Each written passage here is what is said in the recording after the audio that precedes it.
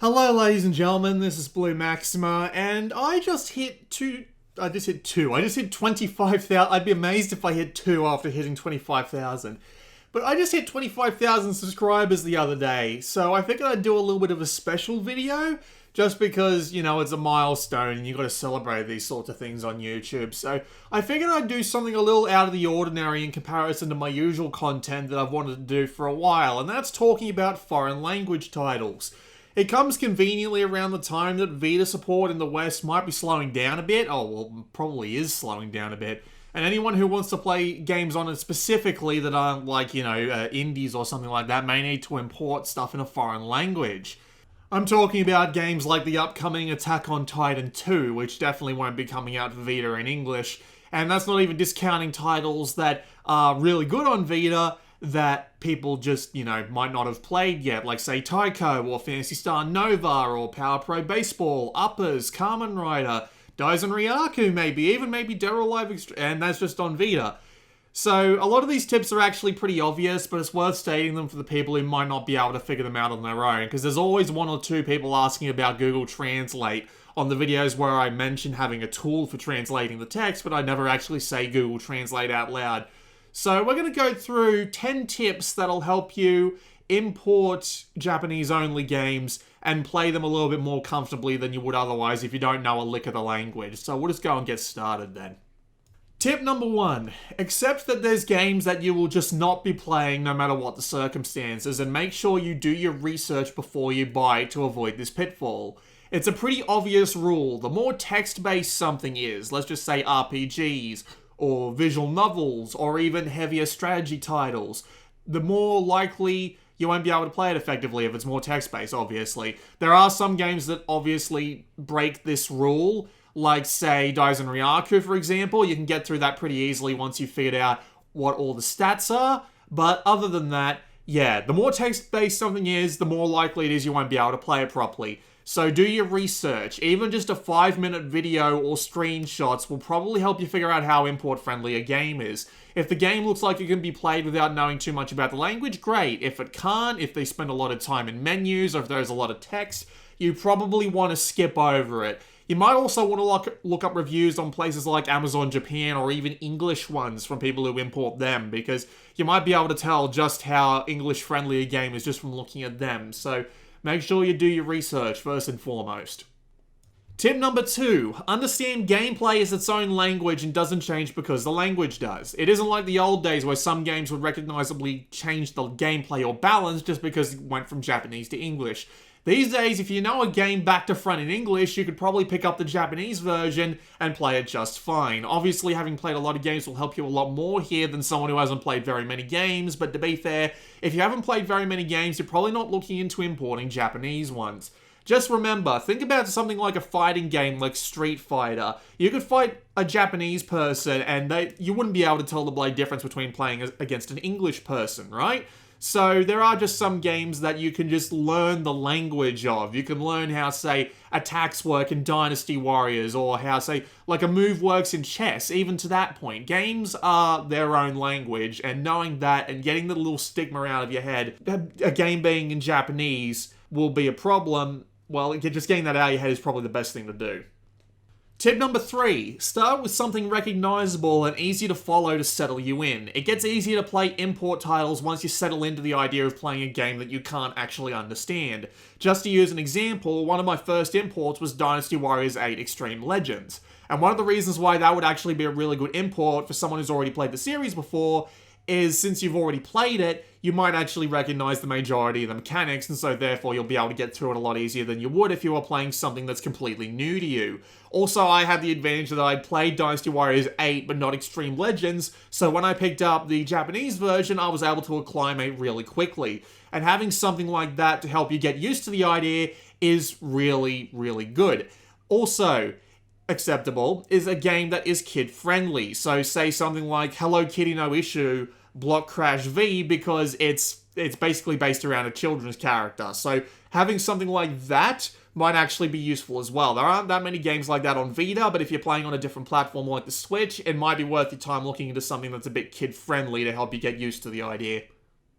Tip number 4, keep everything that's consistent in the game in a Notepad file for easy reference. I'm talking menus, I'm talking items, I'm talking certain things like the cards in Itadaki Street, because the cards never change. Keeping this all in one single file makes it so that you have an easy reference to go straight back to. You'll appreciate the effort later, and it makes things like menu structure 10 times easier to memorize. Like seriously, if all you need to do is look up at your computer or something to have a quick look at the menus and then look back down at the game, you will remember that stuff a lot faster. I barely had to use my reference after about, say, 4 or 5 hours in Itadaki Street. So once you get that in your head, you won't need it anymore, but it will make it a lot easier to get there in the first place. Not to mention, if you put a game down after playing it for a bit and then come back to it, you might not remember what everything is because you can't read the language. Open up the Notepad file and suddenly you're pretty much right back where you were when you put the game down in the first place. Really useful to keep around if you like that sort of thing, and even if you don't, to be fair. Tip number 5, go get Google Translate on your iPhone or your Android device and be ready to use it at a moment's notice. It's an invaluable source of text translation on portable devices bar none, as long as your camera isn't an absolute potato. Translations might come out a bit butchered, but you'll usually be able to grab the context. But just be ready to try again if it comes out looking a little bit more unusual than you expect. Remember that pretty much every console these days also has some sort of screenshot functionality, so it's useful for grabbing text that'll disappear really quickly as it shows up. Not to mention you'll be able to zoom in on the image later, which might actually help with the translation. There are some things on the Vita specifically that might help you out though, especially on the OLED Vita, because it can be a bit finicky about this. Keep the brightness on the screen down as much as possible because it can interfere with the camera. Invert the screen color because sometimes that helps with some really hard to capture text. Move your phone further away than you normally would have it if you're having trouble and see if that helps. And never use the instant translation mode in Google Translate because it is completely useless. And it tries to fit everything inside a small box, and with Japanese, that doesn't work because text can often be 2 or 3 times longer in English. So just, be wary of that.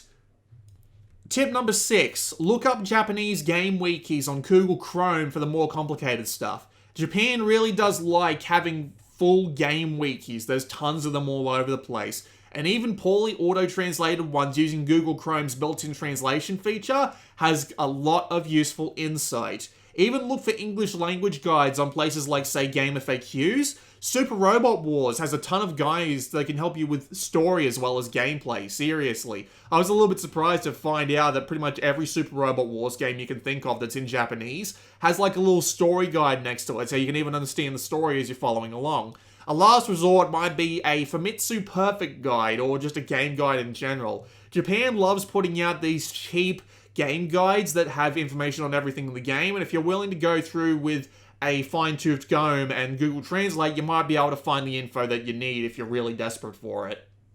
Tip number 7, try every button and every item if nothing seems to work, and be ready to be as inquisitive, I can't say that word properly, inquisitive as possible. Sometimes the solution is hidden behind that one bit of text you didn't translate. Look through text logs if you have them. It might be worth checking the manual if you skipped a tutorial or can't remember a button.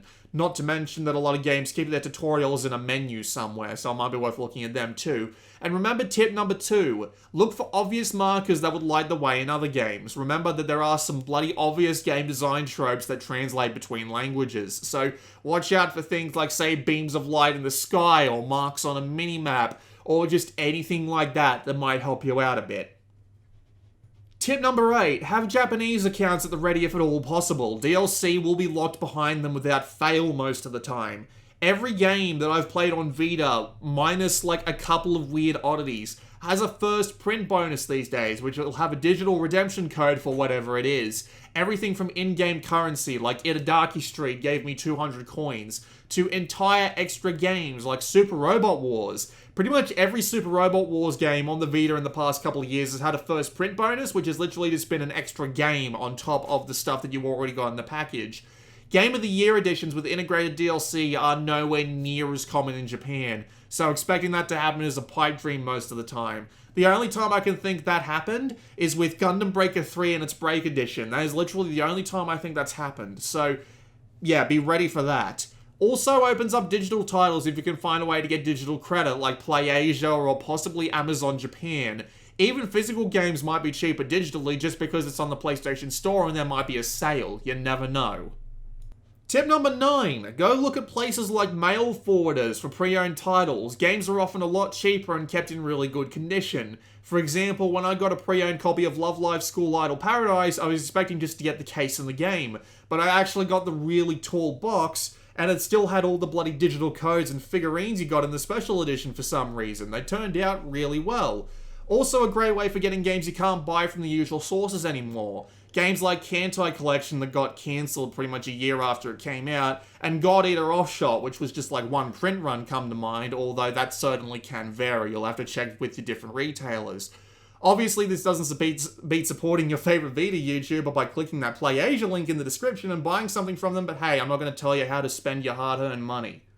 And tip number 10, obviously, for God's sake, have fun. This is a game, not a death march. You probably won't have an easy time to start off, but I sucked at this to begin with and I got used to it really quick. But if you're not going to get used to it, just don't put in the effort. If you're just getting frustrated, there's really no point. You're trying to have fun. And there might come a point where you can skip half these tips entirely and only come back to them when you get stuck. So you don't really need to follow them to the letter. Just use them if you think they'll be useful.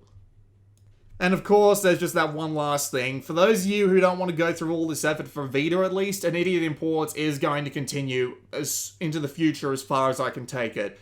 I'll be all over everything from Gintama Rumble to the next Daisen Ryaku, not to mention my import backlog is still a dozen titles long, and one of them will be a video that's actually going up tomorrow. Don't forget to support publishers like NIS America and Axis who still support the Vita in the West. Now is not the time to be no physical, no buy if you want more Vita stuff.